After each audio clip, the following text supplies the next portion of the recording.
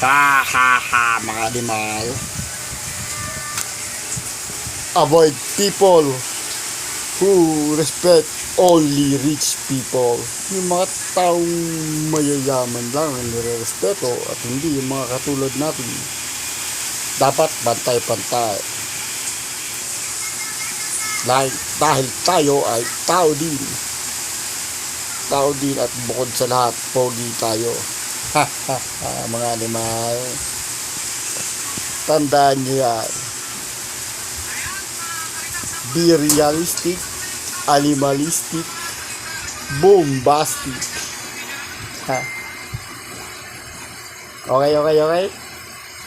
That's all for today. Animalistic in the house. Kasi umuulan.